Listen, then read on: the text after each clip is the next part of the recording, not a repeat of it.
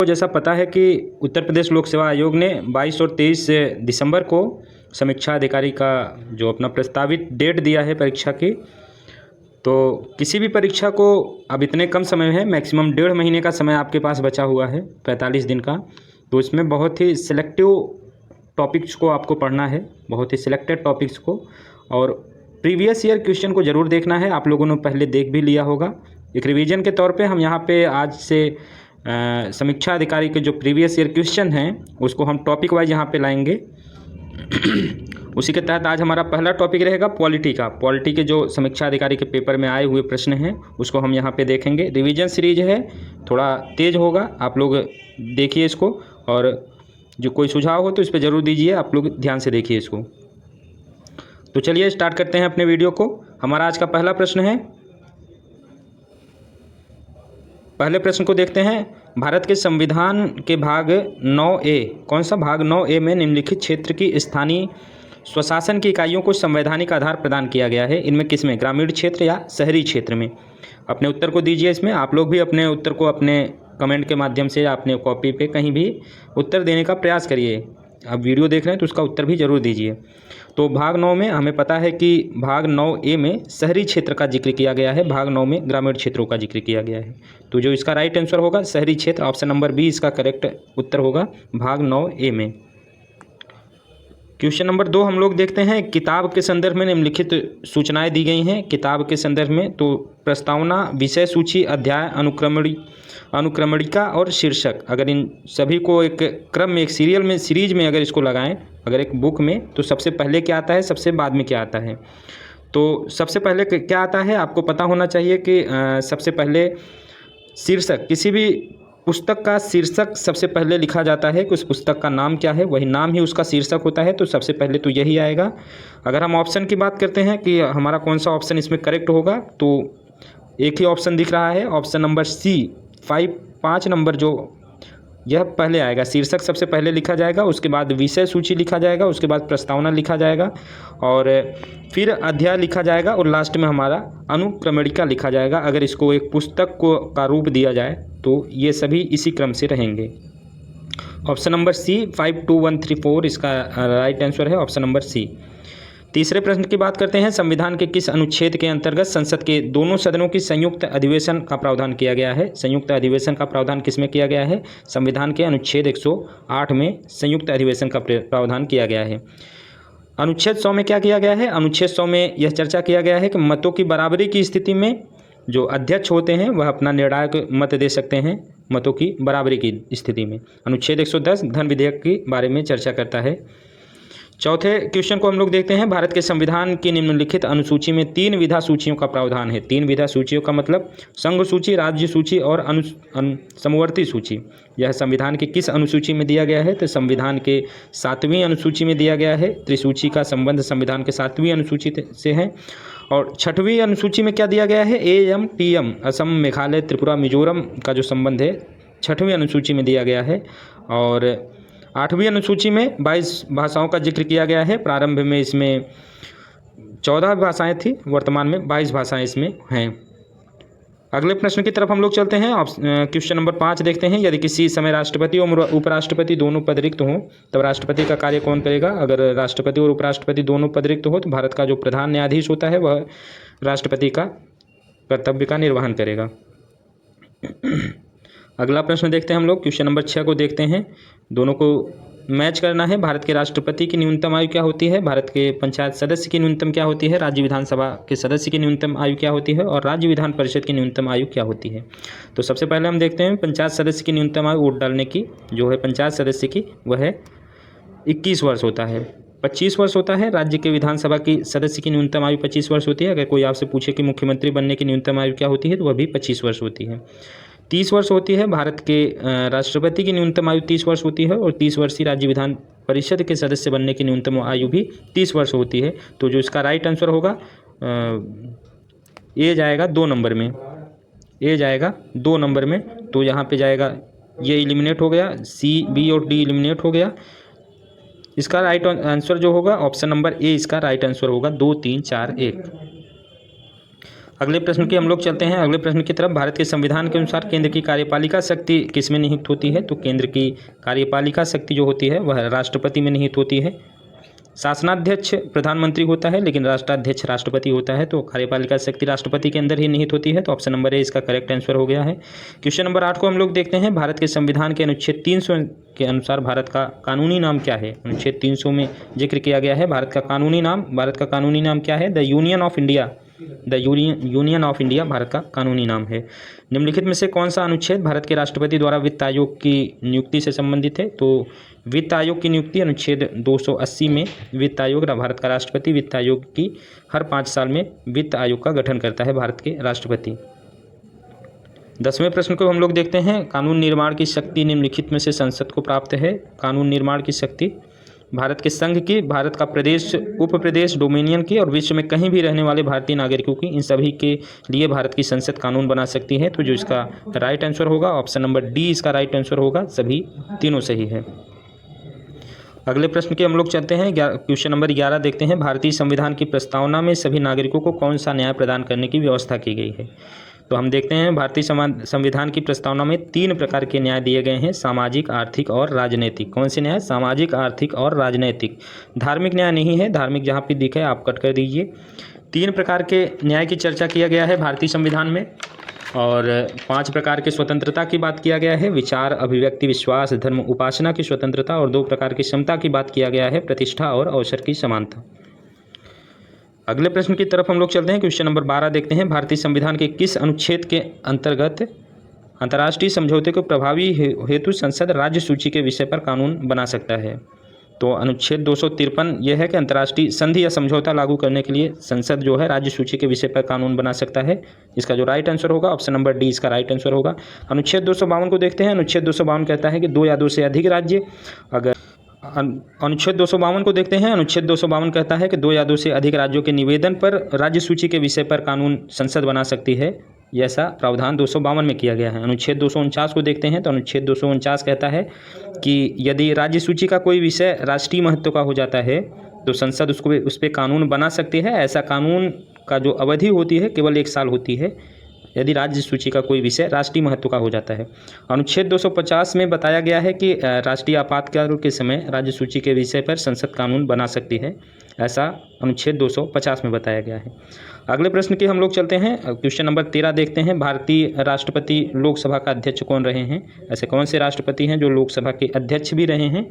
तो 13 नंबर प्रश्न में हमारा Neelam Sanjiva Reddy, option number D इसका राइट आंसर है। नीलम संजीव रेड्डी जो लोकसभा के अध्यक्ष भी रहे हैं और राष्ट्रपति भी हुए हैं भारत के। अगला प्रश्न हमारा है, राज्य विधानमंडल की बैठक आयोजित करने के लिए कोरम क्या है? कोरम मतलब गणपूर्ति कितनी है राज्य विधानसभा की बैठक करने के लिए या लोकसभा की किसी भी बैठक को आयोजित करने के लिए? 10 सदस्य या उससे का जो संपूर्ण सदस्यता का 10वां हिस्सा जो भी अधिक हो उसकी कोरम होता है। इससे कम सदस्य होने पर उसका बैठक, जैसे संसद का अगर बैठक आयोजित को होना है, अगर उसके 10वें सदस्य संसद में नहीं जाएंगे तो उसका बैठक नहीं संपन्न होगा।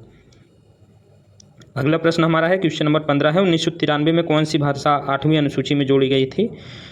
मतलब 8वीं अनुसूची में सम्मिलित नहीं थी। तो देखिए संविधान की 8वीं अनुसूची में मूलतः 14 भाषा सम्मिलित थी और इसमें 3 संशोधनों के माध्यम से 8 भाषा को और जोड़ा गया है। सबसे पहले 21वां कॉन्स्टिट्यूशनल अमेंडमेंट 1967 में जोड़ा गया था, सिंधी को जोड़ा गया था। 21वां संविधान संशोधन 1967 में। उसके बाद 71वां संविधान संशोधन 1992 द्वारा इसमें कोंकणी, मणिपुर और नेपाली जैसे तीन भाषा को और जोड़ा गया है। कोंकणी, मणिपुर, नेपाली 71वां संविधान संशोधन 1992 में। फिर पुनः 92वां संविधान संशोधन 2003 द्वारा इसमें 4 भाषा को जोड़ा गया। BDMS इसका शॉर्ट फॉर्म होता है, BDMS। BDMS मतलब बोडो, डोंगरी, मैथिली, संथाली। ये कब जोड़े गए हैं? 2003 में। तो ये सवाल पूछा गया है कि कौन सा 1992 में सम्मिलित नहीं था? बोडो, डोंगरी भी नहीं सम्मिलित था, मैथिली भी नहीं सम्मिलित था और संथाली भी नहीं सम्मिलित था। अगर मणिपुरी की बात करें तो कोंकणी, मणिपुर, नेपाली यह 1992 में जोड़ा गया है। अब इसका इस क्वेश्चन का लैंग्वेज थोड़ा सा अजीब है, आप लोग देख लीजिए, हमने पूरा उसको डिटेल में बता दिया है। क्वेश्चन नंबर 16 की बात करें तो दक्षिण एशियाई क्षेत्र के लिए भारत के 6 सूत्री प्रस्ताव भारत के किस प्रधानमंत्री द्वारा प्रस्तुत किया गया था? तो ऐसा प्रस्तुत करने वाले अटल बिहारी वाजपेयी किए थे। दक्षिण एशियाई क्षेत्रों में 6 सूत्री प्रस्ताव कौन किए थे? अटल बिहारी वाजपेयी। अगले प्रश्न की हम लोग चलते हैं। क्वेश्चन नंबर हमारा 17 देखते हैं। क्वेश्चन नंबर 17 की तरफ हम लोग देखते हैं। नीचे 2 कथन दिए गए हैं, उनमें कारण दिया गया है, उनमें आप कौन से कथन और कारण को पहचानिए।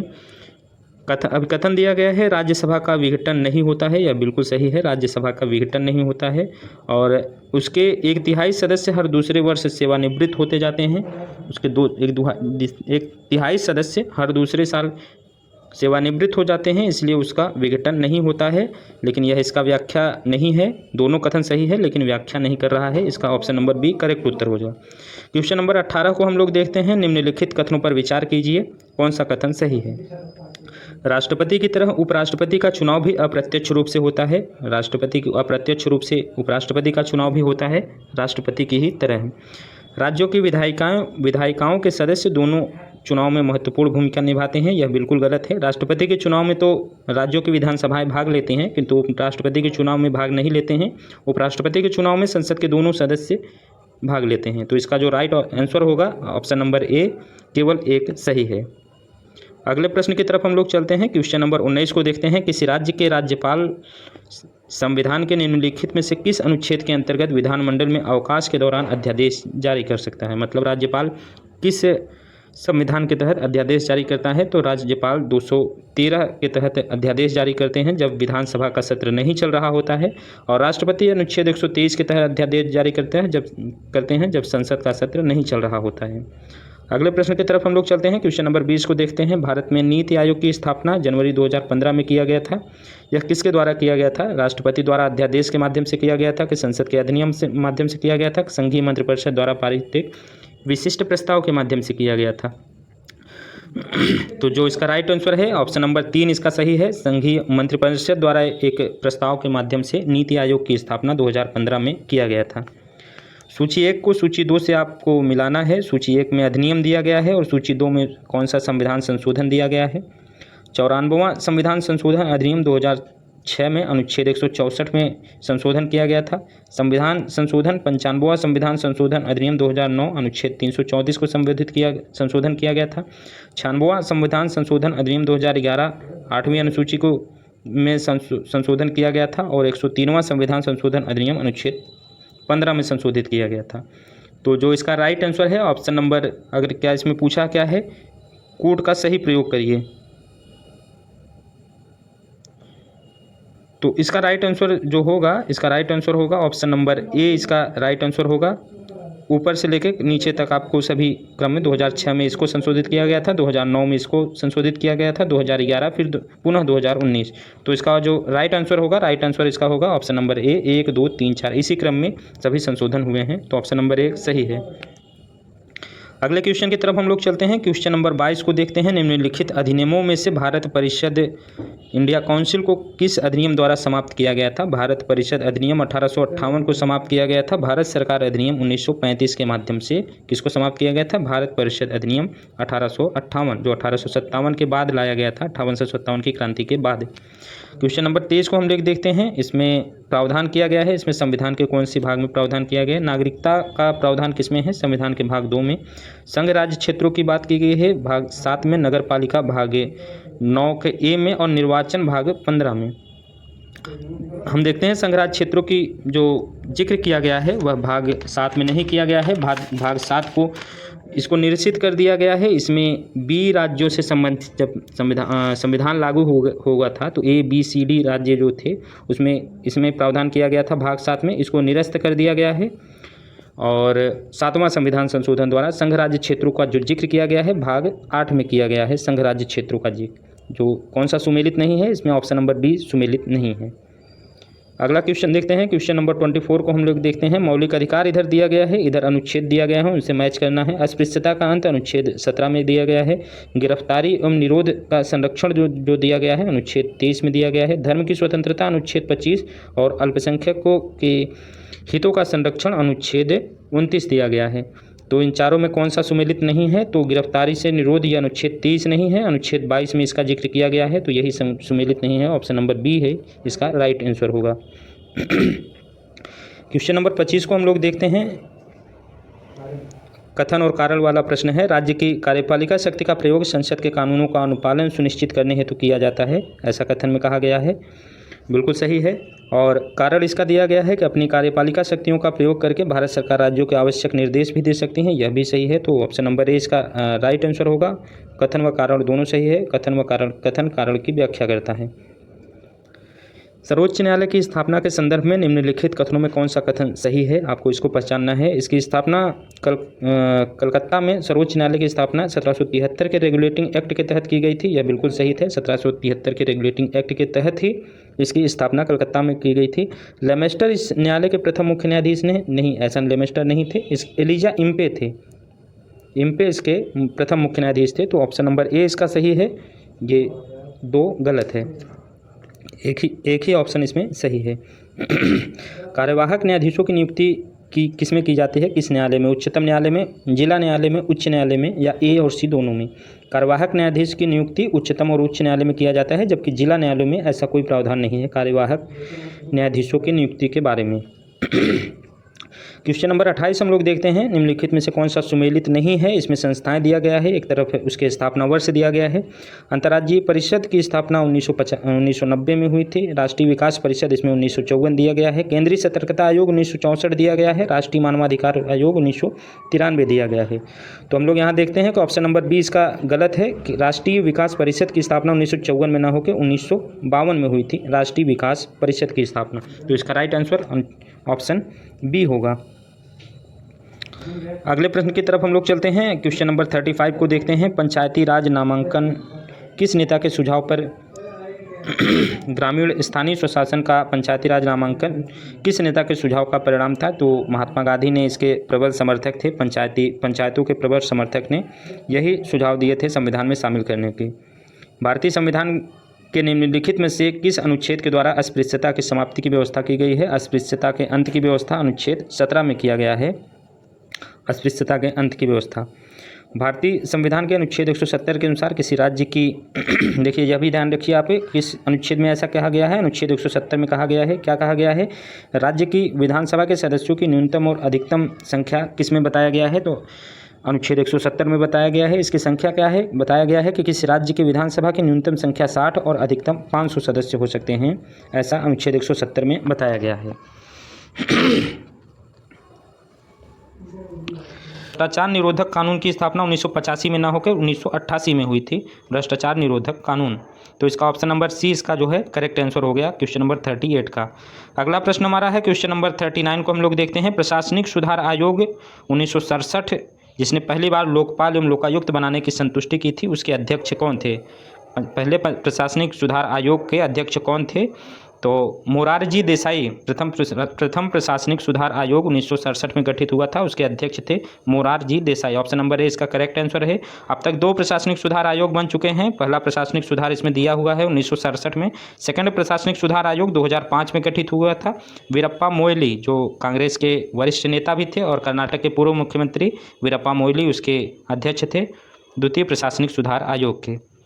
अगले प्रश्न की तरफ हम लोग चलते हैं। क्वेश्चन नंबर 40 को हम लोग देखते हैं। भारतीय संविधान के 70वें संशोधन द्वारा भारत के राष्ट्रपति के चुनाव को जिन 2 केंद्र शासित प्रदेशों को भाग लेने का अधिकार दिया गया था, किसके द्वारा? 70वें संविधान संशोधन द्वारा दिल्ली और पुडुचेरी को भारतीय संविधान के अनुसार 70वें संशोधन द्वारा दिल्ली और पुडुचेरी को राष्ट्रपति के चुनाव में भाग लेने का अधिकार दिया गया था। 2 केंद्र शासित प्रदेशों को, दिल्ली और पुडुचेरी में। इन दोनों भी केंद्र शासित प्रदेशों में की विधानसभाएं भी हैं, इसलिए इनको राष्ट्रपति के चुनाव में भाग लेने का अधिकार दिया गया था। अभी जम्मू कश्मीर में भी केंद्र शासित का प्रदेश का दर्जा दिया गया था और उसमें भी अभी विधानसभा स्थापित किया गया है, लेकिन ऐसा उसके बारे में ऐसा भी कोई प्रावधान नहीं किया गया है। उसके बारे में बाद में किसी अधिसूचना के माध्यम से सरकार उसको डिसाइड करेगी। फिलहाल अभी के लिए दिल्ली और पुडुचेरी को शामिल किया गया है राष्ट्रपति के चुनाव में वोट देने के लिए। अगले प्रश्न की तरफ हम लोग चलते हैं। क्वेश्चन नंबर 41 को हम लोग देखते हैं। क्वेश्चन नंबर 41 को हम लोग देखते हैं, पंचायती राज संस्थाओं में महिलाओं के लिए आरक्षित स्थानों सीटों के संदर्भ में कौन सा कथन सही है। इसका प्रावधान संविधान के अनुच्छेद 243(3) में दिया गया है। यह आरक्षण अनुच्छेद 334 में विनिर्दिष्ट अवधि की समाप्ति पर प्रभावी नहीं रहेगा। तो जो इसका राइट आंसर होगा ये ऑप्शन नंबर डी इसका करेक्ट है। इसका राइट आंसर होगा केवल ए, ऑप्शन नंबर ए इसका सही है। इसमें सिर्फ एक ही सही है, ऑप्शन नंबर ए। अगले प्रश्न की तरफ हम लोग चलते हैं, क्वेश्चन नंबर 42 की तरफ देखते हैं। क्वेश्चन नंबर 42 को हम लोग देखते हैं यहाँ पे। क्वेश्चन नंबर 42 हमारा कहता है, भारतीय संविधान के 73वें संशोधन के संदर्भ में निम्नलिखित कथनों में कौन सा सही है। इसमें पंचायतों को स्वशासन की संस्था स्वीकार किया गया था। यह 73वें संविधान संशोधन द्वारा पंचायतों को स्वशासन की संस्था स्वीकार किया गया था, बिल्कुल सही है यह। इसमें शहरी स्थानीय सरकार को स्वशासन की संस्था स्वीकार किया गया था, यह बिल्कुल गलत है। यह 74वें संविधान संशोधन द्वारा ऐसा किया गया था, जबकि यहाँ पे 73वें संविधान संशोधन के बारे में पूछ रहा है, तो ऑप्शन नंबर ए इसका करेक्ट होगा। इसमें अगर सही कोड की बात करें तो सी इसमें सही होगा। कभी कभी आप लोग प्रश्नों के उत्तर देते समय यह भी देखिए कि कभी ऊपर नीचे हो जाता है, ए की जगह 1 और 2 दोनों दिया गया है। तो अगर सही उत्तर की बात किया जाए तो ऑप्शन नंबर सी इसमें सही होगा, केवल एक कथन सही है, केवल एक। अगले प्रश्न की तरफ हम लोग चलते हैं। क्वेश्चन नंबर 43 को देखते हैं, निम्नलिखित में से कौन सा एक भारतीय संविधान के अंतर्गत आपात की उद्घोषणा का आधार नहीं है। आपात की उद्घोषणा का आधार नहीं है। आपको पता है आपात की उद्घोषणा कौन करता है, राष्ट्रपति करता है। आपात की उद्घोषणा के 3 प्रमुख आधार हैं, युद्ध, बाह्य आक्रमण, सशस्त्र विद्रोह और आंतरिक अशांति। पहले क्या था, 42वां संविधान संशोधन से पहले 44वां संविधान संशोधन 1978 से पहले उसमें आंतरिक अशांति शब्द था, सशस्त्र विद्रोह की जगह आंतरिक अशांति शब्द था।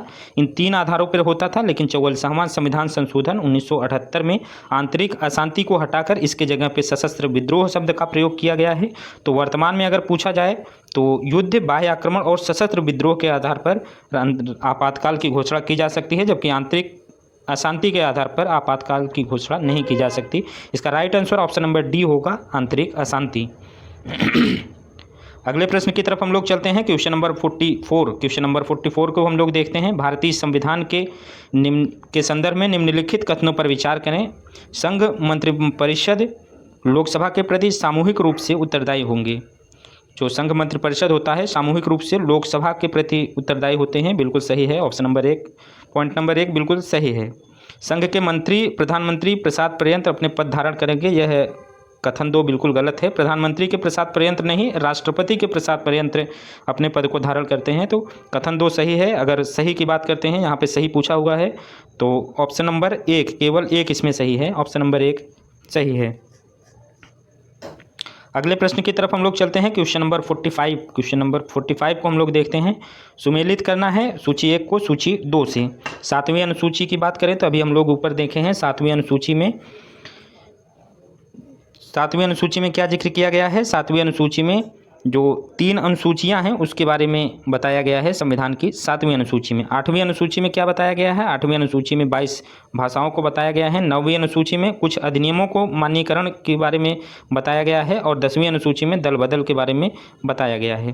अभी यही प्रश्न को हम लोग ऊपर डिस्कस किए थे, तो इसका जो राइट आंसर हो जाएगा, इसका राइट आंसर होगा ऑप्शन नंबर सी, इसका राइट आंसर होगा 3 2 4 1 3 2 3 1 4 2, ऑप्शन नंबर सी इसका राइट आंसर होगा। क्वेश्चन नंबर 46 को हम लोग देखते हैं, निम्नलिखित में से कौन भारतीय संविधान के अंतर्गत सही सुमेलित नहीं है। भारतीय संविधान के अंतर्गत कौन सही सुमेलित नहीं है। इधर पंचायत का जिक्र किस में किया गया है, संविधान के भाग 9 में किया गया है। नगर पालिका का जिक्र किस में किया गया है, संविधान के भाग 9 में किया गया है। सहकारी समितियों की बात करते हैं तो 9 में किया गया है। अधिकरण की बात करते हैं तो भाग 10 में किया गया है। यह भी प्रश्न हम लोग ऊपर देख चुके हैं। ऐसा क्यों हो रहा है, दोबारा प्रश्न रिपीट क्यों कर रहा है कि यह कभी कभी प्रश्नों के रिपीट वहाँ पे भी होते हैं, एग्जाम हॉल में भी होते हैं, तो उसी के तहत यहाँ पे प्रश्नों का दोहराव हो जा रहा है। आप लोगों का रिवीजन ही इससे होगा।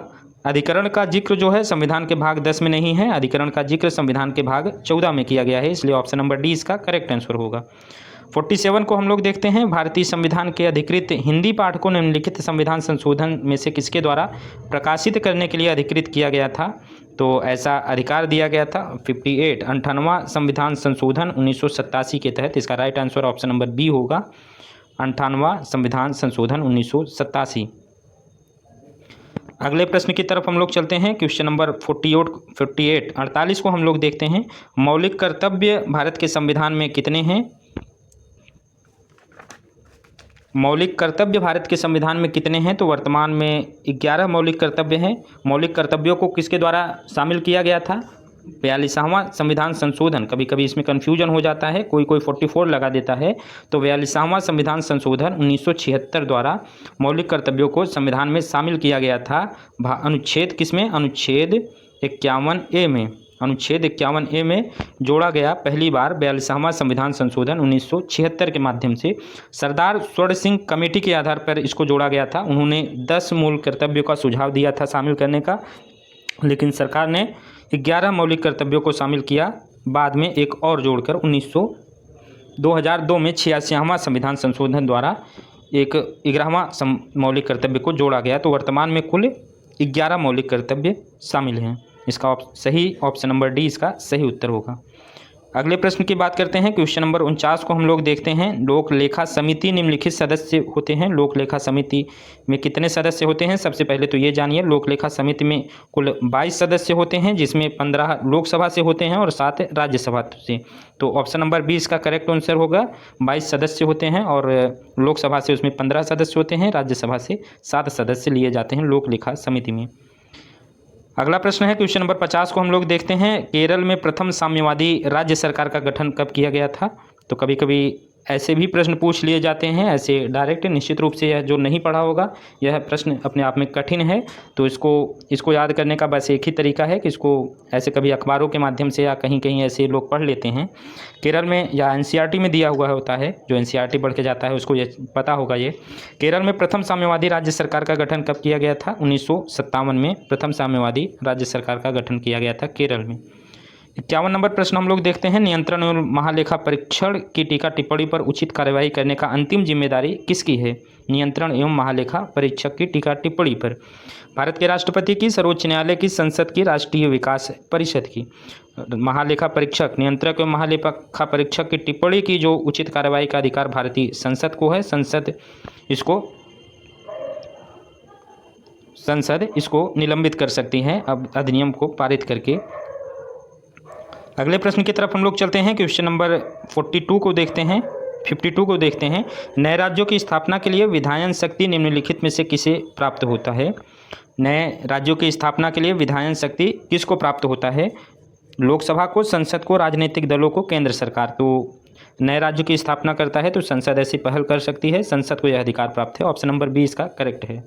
53 क्वेश्चन को हम लोग देखते हैं, राज्यसभा को कितने दिनों के अंदर किसी धन विधेयक पर अपनी संस्तुति देनी होती है? तो राज्यसभा को धन विधेयक 14 दिनों के अंदर, 14 दिनों में अपनी संस्तुति देनी होती है धन विधेयक पर। ऐसी कोई सुझाव लोकसभा मानने के लिए बाध्य नहीं है, लेकिन राज्यसभा 14 दिन के अंदर में ही उसको देना होता है। अगर नहीं देगी 14 दिनों के अंदर तो पास माना जाएगा राज्यसभा से, पुनः वह विधेयक लोकसभा में आ जाएगा।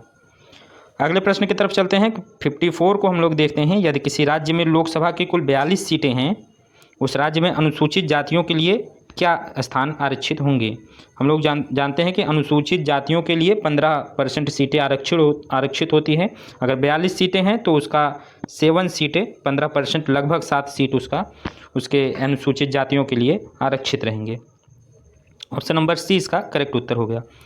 55 प्रश्न नंबर 55 की अगर बात हम लोग करते हैं, इसमें जिक्र किया गया है, निम्नलिखित में से कौन सा एक राज्य की आकस्मिक निधि की स्थापना के लिए उत्तरदायी होगा? राज्य की आकस्मिक निधि की बात करें तो राज्य का विधानमंडल राज्य की आकस्मिक निधि के लिए उत्तरदायी होगा। ऑप्शन नंबर ए इसका करेक्ट आंसर हो गया। अगले प्रश्न की तरफ हम लोग चलते हैं, क्वेश्चन नंबर 56 के बारे में हम लोग देखते हैं, किसी राज्य लोक सेवा आयोग के कार्यों में से किसी एक के अनुमोदन से संघ लोक सेवा आयोग के कार्यों में को सौंपा जा सकता है। जो राज्य लोक सेवा आयोग के कार्य होते हैं उसको संघ लोक सेवा आयोग को सौंपा जा सकता है, किसके अनुमोदन से? भारत के राष्ट्रपति ऐसा कर सकते हैं। भारत के राष्ट्रपति उसको संघ लोक सेवा आयोग को सौंप सकते हैं किसी राज्य के निवेदन पर। तो ऑप्शन नंबर डी इसका करेक्ट आंसर हो गया है। 57 प्रश्न नंबर 57 को हम लोग देखते हैं। भारत के महान्यायवादी के विषय में निम्नलिखित कथनों पर विचार कीजिए। भारत के महान्यायवादी के बारे में इसमें कहा गया है वह भारत के राष्ट्रपति द्वारा नियुक्त किया जाता है। भारत का महान्यायवादी उसमें वही योग्यता होनी चाहिए जो सर्वोच्च न्यायालय के न्यायाधीश की होती है। उस संसद के किसी एक सदन का सदस्य होना आवश्यक है। संसद द्वारा महाभियोग लगाकर उसे हटाया जा सकता है। तो संसद का सदस्य उसे होना आवश्यक नहीं है और संसद द्वारा महाभियोग लगाकर उसे हटाया नहीं जा सकता है।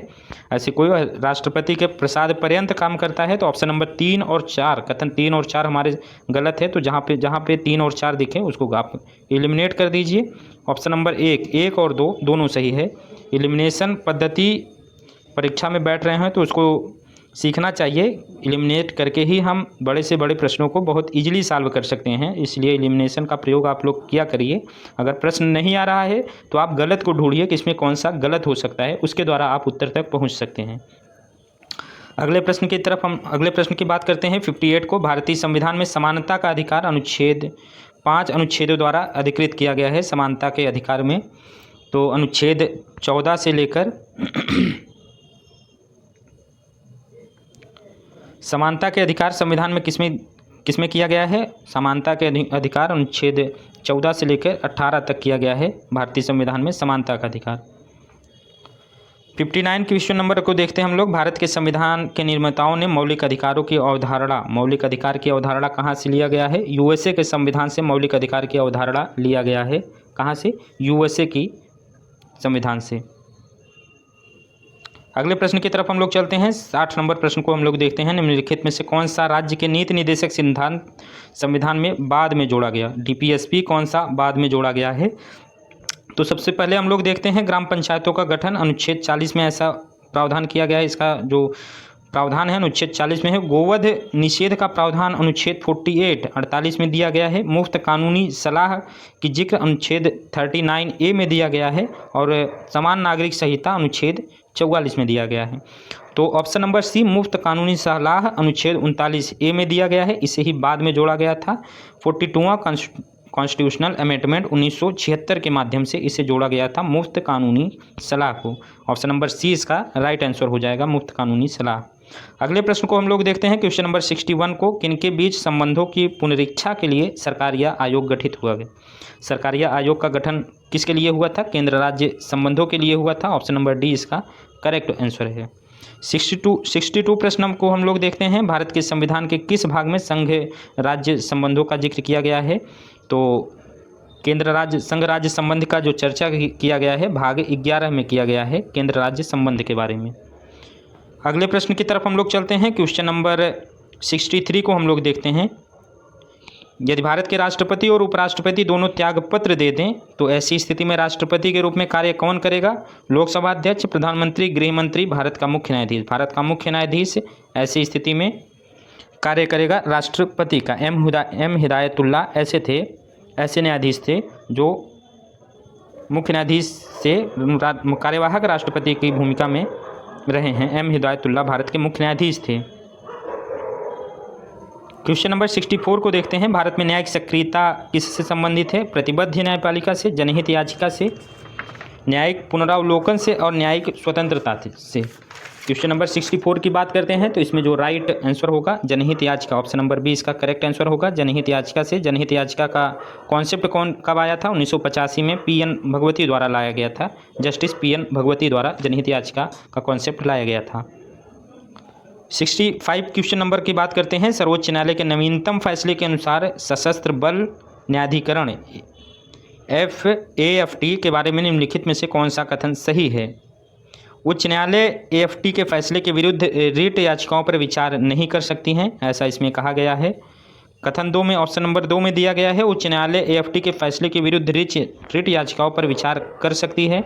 उच्च न्यायालय AFT के फैसले के विरुद्ध रिट याचिकाओं को मेजर से नीचे के पदाधिकारियों से संबंधित मामलों पर विचार कर सकती है और ऑप्शन नंबर डी में बताया गया है कि सभी। तो इसका जो राइट आंसर होगा उच्च न्यायालय इसके फैसले पर विचार नहीं कर सकती है, उच्चतम न्यायालय इसके फैसलों पर विचार कर सकती है। तो ऑप्शन नंबर ए इसका करेक्ट आंसर हो गया है। क्वेश्चन नंबर 65 का। 66 क्वेश्चन नंबर की बात करते हैं, निम्नलिखित में से कौन भारतीय गणतंत्र का प्रमुख है? भारतीय गणतंत्र का प्रमुख भारत का राष्ट्रपति है, न कि भारत का प्रधानमंत्री। तो ऑप्शन नंबर ए इसका करेक्ट हो गया 66 में, भारत का राष्ट्रपति। अगले प्रश्न को हम लोग देखते हैं, क्वेश्चन नंबर 67 को हम लोग देखते हैं। आपको सूची 1 से सूची 2 को सुमेलित करना है। भारतीय संविधान का भाग, सूची 1 को सूची 2 से सम्मिलित करना है। भारतीय संविधान का भाग 15 किसमें, भाग 15 में दिया गया है। निर्वाचन के बारे में जिक्र किया गया है भाग 15 में। भाग 16 की बात करते हैं, भाग 16 में कुछ वर्गों के लिए विशेष प्रावधान किया गया है भाग 16 में। संविधान के भाग 17 में राजभाषा का जिक्र किया गया है संविधान के भाग 17 में। और भाग 18 की बात करते हैं, भाग 18 में आपात उपबंध की चर्चा किया गया है। तो हमें देखिए क्वेश्चन को पूरा करना चाहिए। किसी पर अगर आप परीक्षा में दे रहे हैं, एग्जाम हॉल में आप बैठे हैं, तो क्वेश्चन लगाते हुए क्वेश्चन को देख के भागना नहीं चाहिए कि यार ये हमें नहीं आ रहा है। क्वेश्चन को आप पूरा देखिए, हो सकता है कोई पॉइंट आपको मिल जाए। अगर आपको ऊपर कोई ना पता होता, भाग 18 में आपको पता है कि आपात उपबंध का चर्चा भाग 18 में किया गया, तब भी हम यहाँ पे हमारा प्रश्न सही हो सकता है। ऑप्शन नंबर बी इसका राइट आंसर है। डी पहले में जाएगा, तो डी की जगह पहला सिर्फ ऑप्शन नंबर बी में दिखाई दे रहा है। ऑप्शन नंबर बी हमारा राइट आंसर हो जाएगा। 68 प्रश्न को हम लोग देखते हैं, निम्नलिखित में से कौन से राज्य के नीति निर्देशक सिद्धांतों का उद्देश्य नहीं है? एक कल्याणकारी राज्य की स्थापना करना, सामाजिक आर्थिक न्याय को सुनिश्चित करना, एक धार्मिक राज्य की स्थापना करना, एक धर्मनिरपेक्ष राज्य की स्थापना करना। तो धार्मिक राज्य की स्थापना करना ऐसा हमारे संविधान का उद्देश्य नहीं है, इसलिए ऑप्शन नंबर सी इसका करेक्ट आंसर हो जाएगा। धार्मिक राज्य की स्थापना करना संविधान का उद्देश्य नहीं है। 69 प्रश्न को हम लोग देखते हैं, संसद के दोनों सदनों की संयुक्त बैठक की अध्यक्षता कौन करता है? संसद के दोनों सदनों की संयुक्त बैठक की अध्यक्षता लोकसभा अध्यक्ष करता है। संसद के दोनों सदनों की संयुक्त बैठक। अगले क्वेश्चन की तरफ हम लोग चलते हैं, क्वेश्चन नंबर 70 को हम लोग देखते हैं। क्वेश्चन नंबर 70 में बताया गया है कि संविधान सभा कांग्रेस थी और कांग्रेस भारत थी, ऐसा किसने बोला है? तो ऑस्टिन ने ऐसा कहा है, संविधान सभा कांग्रेस थी और कांग्रेस भारत थी। जी ऑस्टिन ने ऐसा बोला है। 71 प्रश्न को हम लोग देखते हैं, पॉलिटिक्स इन इंडिया पुस्तक के लेखक कौन है? पॉलिटिक्स इन इंडिया पुस्तक के लेखक रजनी कोठारी हैं। पॉलिटिक्स इन इंडिया पुस्तक के लेखक। ऑप्शन नंबर बी इसका करेक्ट आंसर हो जाएगा। राज्यसभा के अध्यक्ष की नियुक्ति कैसे द्वारा हो जाती है? राज्यसभा के अध्यक्ष राष्ट्रपति द्वारा नियुक्त किया जाता है, संसद द्वारा चयनित होते हैं, उपराष्ट्रपति पदेन अध्यक्ष होता है और राज्य परिषद के सदस्यों द्वारा चुना जाता है। तो जो इसका राइट आंसर होगा, उपराष्ट्रपति राज्यसभा का पदेन सदस्य होता है, राज्यसभा का सदस्य नहीं होता है, लेकिन उसका अध्यक्ष होता है उपराष्ट्रपति भारत का। 73 प्रश्न को हम लोग देखते हैं, मत देने का अधिकार और निर्वाचित होने का अधिकार भारत के संविधान का कौन सा अधिकार है? मौलिक अधिकार, संवैधानिक अधिकार, प्राकृतिक अधिकार और वैधानिक अधिकार। तो मत देने का अधिकार हमारा कौन सा अधिकार है? मत देने का अधिकार हमारा संवैधानिक अधिकार है, चूँकि अनुच्छेद 326 में वोट देने का जिक्र किया गया है, इसलिए संवैधानिक अधिकार दिया गया है। अगर संवैधानिक ना दे तो कभी कभी वैधानिक अधिकार भी मान लिया जाता है, लेकिन यहाँ पे ऑप्शन नंबर बी इसका करेक्ट है, संवैधानिक अधिकार। अनुच्छेद प्रश्न क्वेश्चन नंबर 74 की बात करते हैं, 74 की बात करते हैं, संविधान में संशोधन की पहल की जा सकती है लोकसभा द्वारा, राज्यसभा द्वारा, केवल राज्य विधानसभाओं में, संसद के किसी सदन में। संविधान संशोधन का जो पहल किया जा सकता है संसद के किसी सदन में किया जा सकता है, चाहे वह लोकसभा का हो चाहे राज्यसभा का। ऑप्शन नंबर डी इसका करेक्ट आंसर है। 75 प्रश्न की बात करें तो समान कार्य के लिए समान वेतन। 75 की बात करते हैं तो समान कार्य के लिए समान वेतन का प्रावधान भारतीय संविधान में कहाँ पे उसका जिक्र किया गया है? मूल अधिकार है, आर्थिक अधिकार है, मूल कर्तव्य है, डीपीएसपी में किया गया है। तो इसका जो समान कार्य के लिए समान वेतन का प्रावधान डीपीएसपी राज्य के नीति निदेशक में ऐसा प्रावधान किया गया है। अनुच्छेद 39 के घ में ऐसा कहा गया है कि राज्य समान कार्य के लिए समान वेतन का प्रावधान करेगा। 76 क्वेश्चन की बात करते हैं, निम्नलिखित में से किस एक सदन का अध्यक्ष गैर सदस्य होता है? इसमें प्रश्न में कहना चाह रहा है कि ऐसा कौन सा अध्यक्ष होता है किसी सदन का जो उस सदन का सदस्य नहीं होता है। आपको पता है कि राज्यसभा का सदस्य अध्यक्षता भारत का उपराष्ट्रपति करता है, जो कि वह उसका सदस्य नहीं होता है। तो ऑप्शन नंबर सी इसका करेक्ट आंसर हो जाएगा। 77 प्रश्न की बात करते हैं, निम्नलिखित में से किसके द्वारा राजनीतिक जीवन में भारत के प्रधानमंत्री पद पर एक बार से अधिक समयांतराल के बाद सुशोभित किया गया? एक बार से अधिक समयांतराल के बाद सुशोभित किया गया। जो इसका राइट आंसर हो जाएगा वह हो जाएगा option number C. Option number C 3, 4, 5 एक बार से अधिक मतलब समयांतराल से। देखिए प्रश्न की भाषा को आप लोग समझिए कि एक बार से अधिक इसमें बोला गया। जवाहरलाल नेहरू 3 बार भारत के प्रधानमंत्री बने हैं, लेकिन वह टाइम पीरियड वो लगातार बने हैं, गैप उनके बीच में नहीं आया है। तो इसीलिए ऑप्शन, अगर आप एक नंबर को आप एलिमिनेट करेंगे तो आप देखेंगे कि आपको सिर्फ ऑप्शन नंबर सी करेक्ट दिखेगा। 3, 4 एवं 5 इसका right answer option number C होगा। प्रश्न कहना क्या चाह रहा है? प्रश्न कह रहा है कि ऐसे कौन से प्रधानमंत्री बने हैं जो एक बार से अधिक समयांतराल के बाद सुशोभित किए हैं, मतलब लगातार न बने हो, टाइम पीरियड के बाद एक बार बने हो, फिर गैप बीच में आ गया हो, उसके बाद फिर निर्वाचित हुए। तो जवाहरलाल नेहरू ऐसा नहीं थे, इसलिए उनको एलिमिनेट करने पे हमारा ऑप्शन आता है 3, 4 और 5। ऑप्शन नंबर सी इसका करेक्ट है। अगले प्रश्न की तरफ हम लोग चलते हैं। क्वेश्चन नंबर 78 को हम लोग देखते हैं।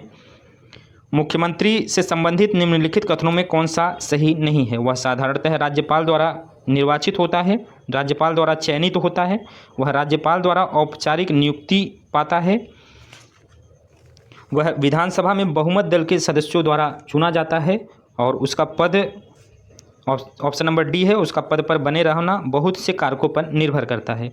इनमें कौन सा सही नहीं है?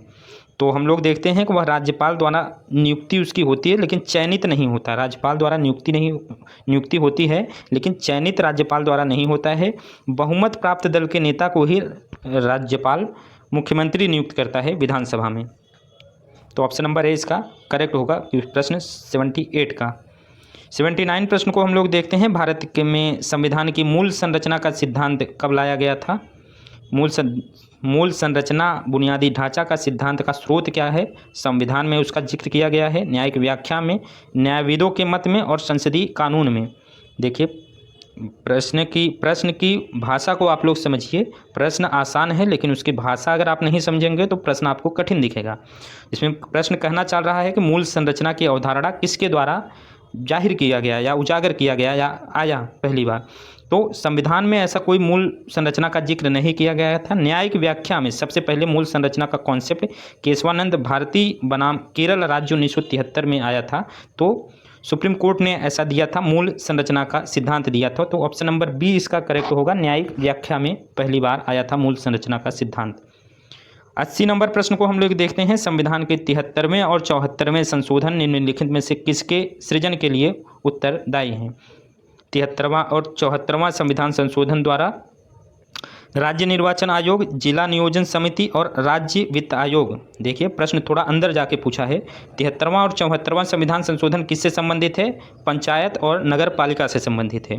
तो पंचायत और नगर पालिका से संबंधित है, तो उसी संविधान के तहत राज्य निर्वाचन आयोग की भी नियुक्ति की गई थी। राज्य निर्वाचन आयोग का काम क्या है? यह पंचायतों का इलेक्शन करवाता है। जिला नियोजन संसद और विधानसभा के जो इलेक्शन होते हैं वह राज्य निर्वाचन नहीं, भारत का निर्वाचन आयोग कराता है, लेकिन राज्य निर्वाचन आयोग पंचायतों के चुनाव करवाता है, पंचायत और नगर पालिका के। तो राज्य निर्वाचन आयोग की भी स्थापना उसके तहत की गई थी, जिला नियोजन समिति की भी स्थापना की गई थी और राज्य वित्त आयोग की भी स्थापना उसके तहत की गई थी। लेकिन राज्य संपत्ति एवं कर निर्धारण बोर्ड की स्थापना इस संशोधन द्वारा नहीं किया गया था, इसको बाद में किया गया था। तो option number 1, 2, 3 option number B हमारा करेक्ट उत्तर है। प्रश्नों को थोड़ा ध्यान से आप पढ़िए। प्रश्न इजी हैं, लेकिन उसके सेंटेंस थोड़ा टफ दिखाई दे रहे हैं। ऑप्शन नंबर बी इसके करेक्ट राइट आंसर है। 81 नंबर प्रश्न को हम लोग देखते हैं। निम्नलिखित में से किस एक ने भारत के लिए संविधान सभा के गठन का विचार दिया था? संविधान सभा के गठन का विचार कैबिनेट मिशन योजना के तहत किया गया था। इसका ऑप्शन नंबर सी इसका करेक्ट आंसर होगा। 82 प्रश्न को हम लोग देखते हैं। निम्नलिखित में से किस एक अधिनियम ने भारत में संघीय शासन की व्यवस्था की थी? भारत में संघीय शासन की व्यवस्था भारत सरकार अधिनियम 1935 के तहत भारत में संघीय शासन की स्थापना किया गया था। ऑप्शन नंबर सी इसका करेक्ट आंसर होगा। 83 प्रश्न की बात करते हैं तो भारतीय संविधान में मूल अधिकारों का विचार कहाँ से लिया गया है? भारतीय संविधान में मूल अधिकारों का विचार कहाँ से लिया गया है? मूल अधिकारों का जो प्रावधान है वह अमेरिका के संविधान से लिया गया है। कनाडा के संविधान से हमारा संघवाद लिया गया है, मतलब संघीय व्यवस्था को हमने कनाडा के संविधान से लिया था। एक मिनट।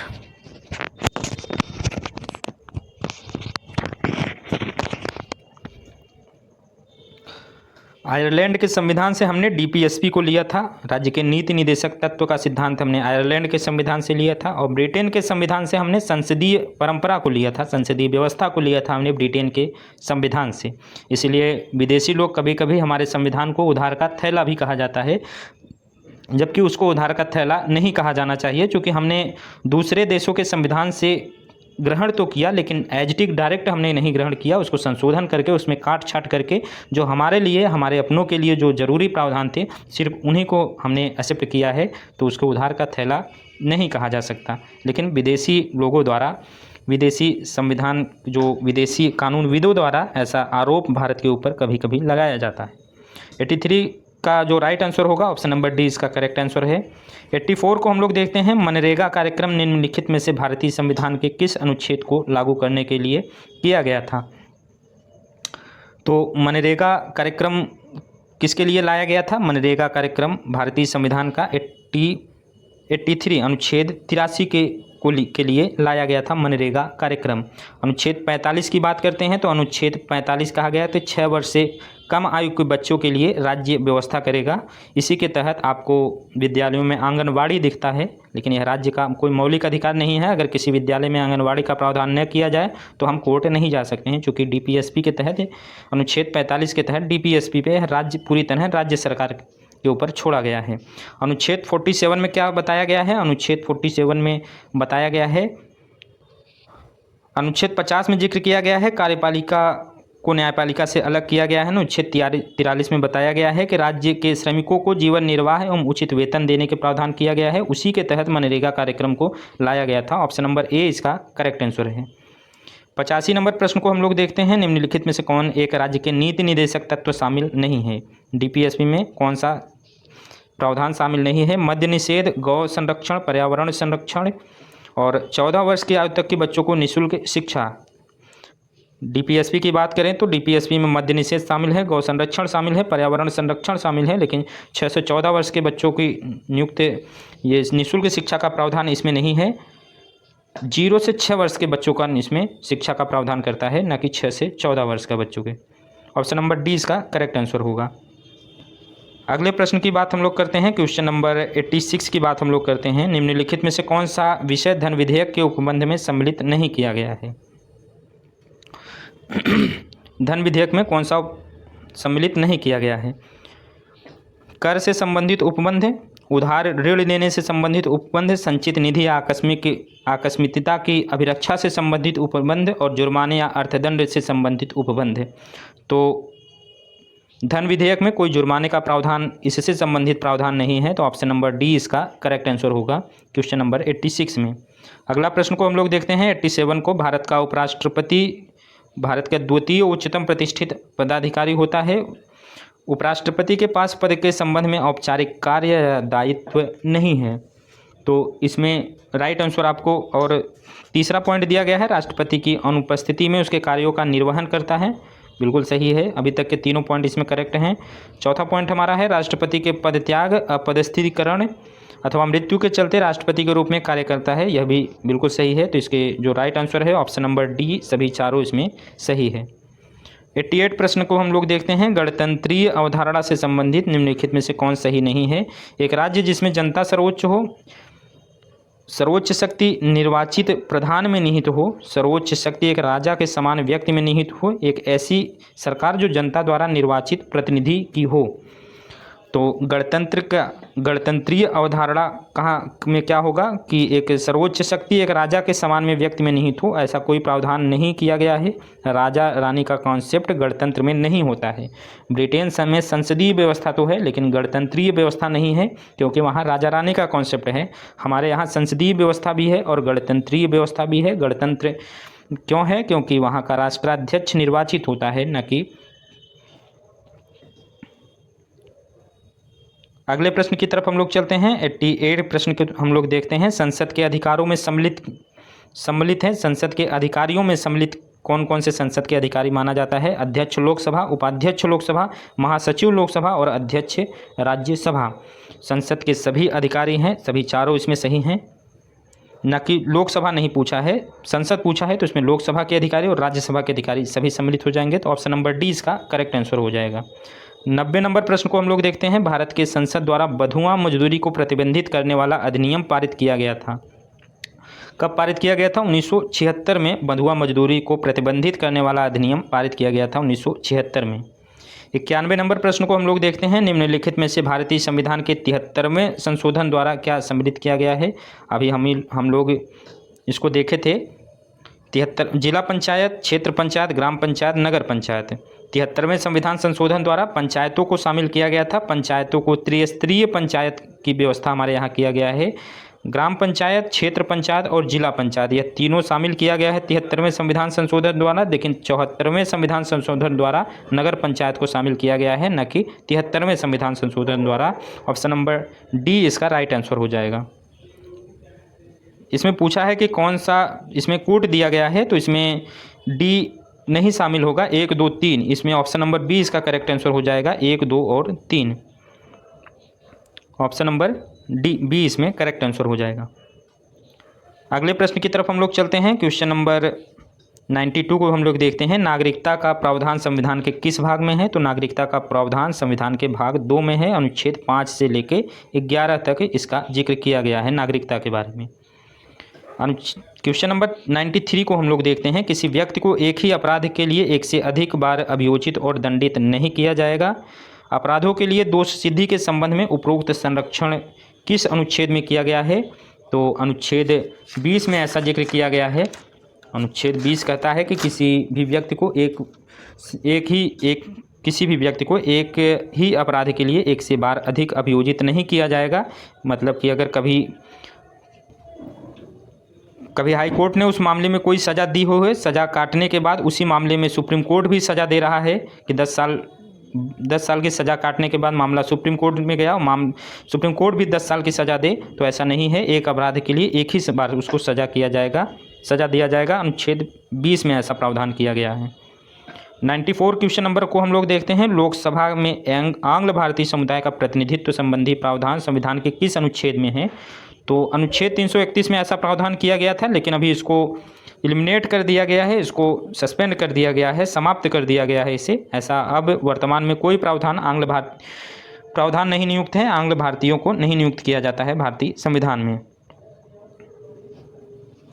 क्वेश्चन नंबर 95 को हम लोग देखते हैं। वित्त विधेयक के बारे में विशेष उपबंध किसमें किया गया है? अनुच्छेद 117 में वित्त विधेयक का चर्चा किया गया है। अनुच्छेद 110 में धन विधेयक का चर्चा किया गया है और 112 में आपके बजट की चर्चा किया गया है। बजट शब्द का उल्लेख भारतीय संविधान में नहीं है। 96 को हम लोग देखते हैं। अनुसूचित जनजातियों के लिए राष्ट्रीय आयोग गठित करने का प्रावधान संविधान में किसमें दिया गया है? अनुसूचित जातियों के लिए राष्ट्रीय आयोग गठित करने का प्रावधान अनुच्छेद 338 का में दिया गया है। ऑप्शन नंबर ई इसका राइट आंसर हो जाएगा। 97 प्रश्न को हम लोग देखते हैं। भारतीय संविधान के किस अनुच्छेद के अंतर्गत न्यायालयों द्वारा संसद की कार्रवाइयों की जांच करना प्रतिबंधित किया गया है? अनुच्छेद 122 के तहत ऐसा प्रतिबंधित किया गया है कि कोई न्यायालय संसद की कार्रवाइयों की जांच नहीं करा सकता है, ना ही उसके बारे में चर्चा कर सकता है। अनुच्छेद 122 ऑप्शन नंबर बी इसका करेक्ट आंसर है। 98 प्रश्न को हम लोग देखते हैं। निम्नलिखित में से किसके द्वारा संपत्ति के मूल अधिकार का लोप किया गया है? संपत्ति के मूल अधिकार का लोप संविधान के 44वें संशोधन द्वारा 1978 द्वारा इसको अनुच्छेद 31 से हटाकर भारतीय संविधान के अनुच्छेद 300 का में किया गया है। क्योंकि अनुच्छेद 31 में था तो वह मूल अधिकार था। किसी का अगर संपत्ति से संबंधित अगर राज्य सरकार उसको कोई प्रॉब्लम होता था तो वह डायरेक्ट सुप्रीम कोर्ट में चला जाता था, जिससे बहुत सारे विकासात्मक कार्य फंस जाते थे। इस वजह से 44वां संविधान संशोधन द्वारा उसको अनुच्छेद 31 से हटाकर अनुच्छेद 300 का में करके उसको विधिक अधिकार बना दिया गया संपत्ति के अधिकार को। 99 नंबर प्रश्न को हम लोग देखते हैं। संविधान के अंतर्गत पंचायतों में महिलाओं के 1/3 आरक्षण प्रतिनिधित्व की गारंटी कौन सा अनुच्छेद देता है? तो महिलाओं के पंचायतों में महिलाओं को 1/3 आरक्षण का प्रावधान अनुच्छेद 343 घ में दिया गया है। 1/3 आरक्षण का प्रावधान। संसद और विधानसभा में भी महिलाओं को 1/3 आरक्षण का प्रावधान करने वाला विधेयक अभी पारित किया गया है। फिलहाल अभी लागू नहीं हुआ है, लेकिन पारित हो गया है। आने वाले समय में वह भी लागू हो जाएगा। अगले प्रश्न की तरफ हम लोग चलते हैं। क्वेश्चन नंबर 100, क्वेश्चन नंबर 100 को हम लोग देखते हैं। भारत के संविधान के अंतर्गत कौन सा अनुच्छेद कारखानों में बालकों के नियोजन का प्रतिनिधित्व करता है? तो अनुच्छेद 24 इसके लिए करता है। क्या कारखानों में बालकों के नियोजन को प्रतिषेध करता है? 14 साल से कम उम्र के बालक इसमें कारखानों में जोखिम भरे कामों में नहीं लगा सकता कोई, ऐसा प्रावधान किया गया है अनुच्छेद 24 में। 101 नंबर प्रश्न को हम लोग देखते हैं। निम्नलिखित अनुच्छेदों में किस एक को डॉक्टर भीमराव अंबेडकर द्वारा संविधान की हृदय और आत्मा कहा गया था? भीमराव अंबेडकर ने अनुच्छेद 32 को संविधान का हृदय व आत्मा कहा गया था। लेकिन अगर ऐसे ही पूछा जाए कि संविधान की हृदय व आत्मा किसको कहा जाता है, तो भाग 3 मौलिक अधिकारों को संविधान का हृदय व आत्मा कहा जाता है। लेकिन डॉक्टर अंबेडकर के अनुसार अगर प्रश्न में पूछा जाए कि हृदय व आत्मा, तो अनुच्छेद 32 को। ऑप्शन नंबर डी इसका राइट आंसर है। 102 नंबर प्रश्न को हम लोग देखते हैं। सूचना का अधिकार क्या है? एक मूल अधिकार है, एक विधिक अधिकार है, एक और दो दोनों, और ना तो एक ना तो दो। सूचना का अधिकार एक विधि का अधिकार है। सूचना का अधिकार अधिनियम के तहत इसको एक पास करके एक विधिक अधिकार बनाया गया, ना कि मूल अधिकार। 102 में ऑप्शन नंबर बी करेक्ट है। 103 नंबर प्रश्न को हम लोग देखते हैं। निम्नलिखित में से किसके द्वारा द्वितीय पीढ़ी का मानवाधिकार, किसे द्वितीय पीढ़ी का मानवाधिकार समझा जाता है? काम का अधिकार, शिक्षा का अधिकार, स्वतंत्रता का अधिकार, समता का अधिकार। तो समता का अधिकार को द्वितीय पीढ़ी का मानवाधिकार समझा जाता है। ऑप्शन नंबर डी इसका करेक्ट आंसर है। 104 नंबर प्रश्न को हम लोग देखते हैं। निम्नलिखित में से किसे भारत सरकार का प्रथम विधि अधिकारी समझा जाता है? भारत सरकार का प्रथम विधि अधिकारी किसका? भारत सरकार का। भारत का मुख्य न्यायाधीश, कानून सचिव, महान्यायवादी, महाधिवक्ता। तो इसमें ऑप्शन नंबर सी सही है। महान्यायवादी को भारत का प्रथम विधि अधिकारी समझा जाता है। भारत का जो कानूनी रूप से वकील है, ऑफिशियल रूप से भारत का वकील है, भारत का प्रतिनिधित्व न्यायालयों में करता है। भारत सरकार का प्रतिनिधित्व विभिन्न न्यायालयों में करता है। कभी कभी क्या होता है कि भारत सरकार से भी तमाम राज्यों या तमाम व्यक्तियों का विवाद हो जाता है, किसी राज्य का विवाद हो जाता है, तो उसमें भारत सरकार का पक्ष भारत के महान्यायवादी रखते हैं। महाधिवक्ता की बात करते हैं तो यह राज्य सरकार का विधिक अधिकारी होता है महाधिवक्ता। 105 नंबर प्रश्न की बात करते हैं तो संघ लोक सेवा आयोग अपना वार्षिक प्रतिवेदन किसे देता है? संघ लोक सेवा आयोग अपना वार्षिक प्रतिवेदन राष्ट्रपति के माध्यम से संसद में रखवाता है। तो यह अपना वार्षिक प्रतिवेदन राष्ट्रपति को देता है। राज्य लोक सेवा आयोग किसे देता है? राज्यपाल के माध्यम से विधानसभा में रखवाता है। तो राज्य लोक सेवा आयोग राज्यपाल को देता है और संघ लोक सेवा आयोग राष्ट्रपति को देता है। अगले प्रश्न की तरफ हम लोग चलते हैं। कथन और कारण का प्रश्न है। नीचे दो वक्तव्य दिए गए हैं, कथन और कारण। कथन को हम लोग देखते हैं। कोई व्यक्ति उपराष्ट्रपति निर्वाचित होने का पात्र तभी होगा जब वह राज्यसभा का सदस्य होने के लिए अर्ह है। यह बिल्कुल सही है। राज्यसभा सदस्य बनने के लिए उसके पास योग्यता होनी चाहिए। राज्यसभा सदस्य हो ऐसा कोई प्रावधान नहीं है कि उपराष्ट्रपति बनने के लिए राज्यसभा का सदस्य हो। ऑप्शन ये इसका कथन बिल्कुल सही है। कारण इसमें बताया गया है उपराष्ट्रपति राज्यसभा का पदेन सभापति होता है। तो बिल्कुल सही है। कथन और कारण दोनों सही है और कथन और कारण की व्याख्या भी कर रहा है। तो ऑप्शन नंबर ए इसका करेक्ट आंसर हो जाएगा। अगले प्रश्न की तरफ हम लोग चलते हैं। क्वेश्चन नंबर 107 को हम लोग देखते हैं। बम्बई, मद्रास और कलकत्ता उच्च न्यायालयों की स्थापना कब हुई थी? बम्बई, मद्रास और कलकत्ता उच्च न्यायालयों की स्थापना 1861 के अधिनियम द्वारा सर्वप्रथम 3 उच्च न्यायालयों की स्थापना हुई थी। बम्बई, मद्रास और कलकत्ता किसके माध्यम से? 1861 के अधिनियम के माध्यम से। ऑप्शन नंबर ए इसका करेक्ट आंसर होगा। क्वेश्चन नंबर 108 को हम लोग देखते हैं। किसी राज्य के मुख्यमंत्री से संबंधित निम्नलिखित कथनों में कौन सा सही नहीं है? मुख्यमंत्री राज्यपाल द्वारा नियुक्त किया जाता है। सामान्यतः मुख्यमंत्री मंत्रिपरिषद की बैठकों की अध्यक्षता करता है। राज्यपाल मुख्यमंत्री की सलाह पर अपने कृत्यों का प्रयोग करते हैं। मंत्रियों की नियुक्ति राज्यपाल मुख्यमंत्री की सलाह पर करते हैं। राज्यपाल द्वारा नियुक्त किया जाता है, न कि चयनित किया जाता है। तो ये बिल्कुल सही है। मुख्यमंत्री मंत्रिपरिषद की बैठकों की अध्यक्षता करता है। राज्यपाल मुख्यमंत्री की सलाह पर अपने कृत्यों का नहीं करता है, कैबिनेट की सलाह पर करता है, मंत्रिपरिषद की सलाह पर करता है। तो ऑप्शन नंबर सी इसका गलत हो गया। तो जो इसका राइट आंसर होगा इस ऑप्शन नंबर सी ही इसका राइट आंसर होगा, क्योंकि यह गलत है, सही नहीं पूछा है। अगले प्रश्न की बात करते हैं। आज का आखिरी प्रश्न है, कावेरी नदी के जल बंटवारे के विवाद का संबंध किस राज्य से है? कावेरी नदी जल बंटवारे के विवाद का संबंध है तमिलनाडु और कर्नाटक राज्यों के बीच कावेरी जल बंटवारे का विवाद है, जिसका मामला भी ट्रिब्यूनल में चल रहा है। तो ठीक है दोस्तों, यह सेक्शनल टॉपिक के तहत यह हमारा आज का पॉलिटी सेक्शन कंप्लीट होता है। ऐसे धीरे धीरे करके 5-6 वीडियो में लगभग सभी टॉपिक्स को हम लोग कवर कर लेंगे जो समीक्षा अधिकारी में आए हुए प्रश्न हैं। उसके बाद हम पीसीएस में भी आए हुए प्रश्नों को देखेंगे। देखिए, अखबारों के माध्यम से ऐसा कयास लगाया जा रहा है कि दिसंबर में आपका पेपर होना लगभग मुश्किल है, लेकिन जब तक कोई ऑफिशियल नोटिस आयोग की तरफ से नहीं आ जाती है तब तक हमें पढ़ना भी है और अपनी बातों को वहाँ पे रखना भी है, आयोग तक पहुँचाना भी है कि पेपर दिसंबर में कराएं। उसका हमें कोई भी उस पर आपत्ति नहीं है, लेकिन नॉर्मलाइजेशन के खिलाफ हम लोग एकत्रित हैं। 11 तारीख को हम लोग आयोग के गेट पे धरना भी दिए हैं। आप सभी लोग जो भी हमारी बात को सुन रहे हों, आप लोग अगर संभव हो तो वहाँ पहुँचिए, अपनी बात को ज़रूर आयोग तक और शासन स्तर तक पहुँचाइए। चूँकि मानकीकरण का कोई नियम नहीं है, कोई रूल नहीं है, यह निश्चित ही यह कुछ लोगों को लाभ पहुंचाने के लिए ऐसा सिस्टम लाए जा रहे हैं। अगर एक बार यह लागू हो गया तो आगे की सारी वैकेंसियों में ऐसे देखने को मिलेगा और निश्चित रूप से यह जो गरीब तबके के लोग आते हैं हम लोग, उनके लिए यह अभिशाप बन जाएगा आयोग की परीक्षा पास करना। तो इन्हीं बातों के साथ अपने बात को समाप्त करते हैं दोस्तों। और सेशन आपको कैसा लगा, यह प्रश्नों का सीरीज आप लोग इसको देखिए, और रिवीजन सीरीज है इसलिए इतने फास्ट किए हैं, ज़्यादा व्याख्या नहीं किए हैं, और जल्द से जल्द हम अपने दूसरे टॉपिक को भी लाएंगे। बहुत बहुत धन्यवाद आपका।